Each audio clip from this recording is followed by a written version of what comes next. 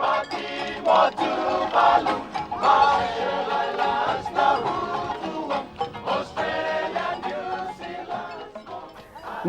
Kiorana and Malolele. Welcome to this very first edition of the Pacific Way.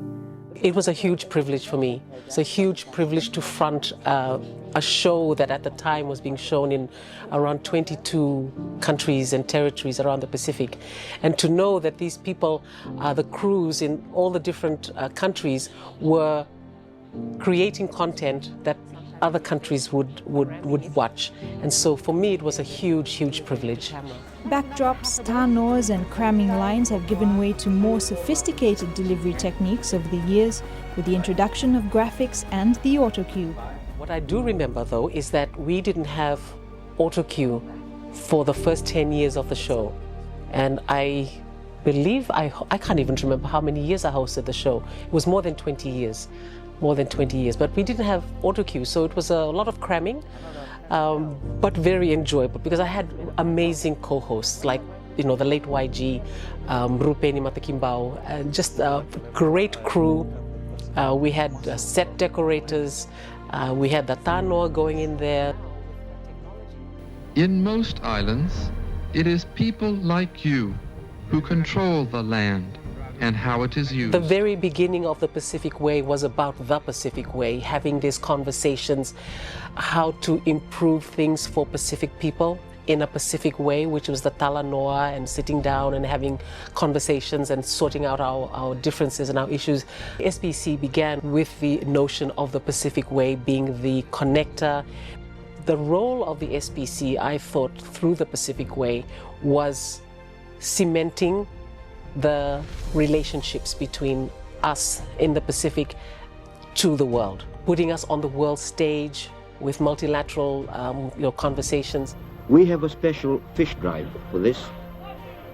Instead of nets, we use vines. It was really important that we knew who our neighbors were.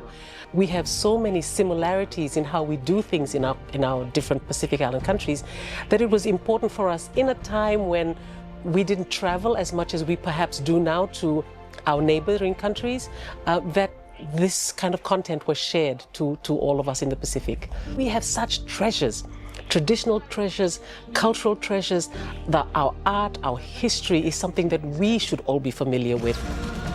2004 and 2005 was a busy time for Palau. In 2004, Palau hosted the 9th Festival of Pacific Arts, bringing together more than 2,000 delegates, artists, dancers, storytellers and spectators from 27 Pacific Island countries to share and exchange their cultures. So, in the future, my hope is that the Pacific Way captures, immortalizes these stories, because it will be a time capsule for our children, our grandchildren. We have to be proud of our stories. It's really important that we start telling the stories the way we understand the stories. And we understand the stories through songs, through dance, through art. Also, to the viewers, it would be to appreciate just how much we have in terms of legacy, and to not lose our language, and not to lose our dances, not to lose our songs. Understand that it is so important that we are appreciative of how vast our ocean is, how different yet how similar our cultures and our languages are.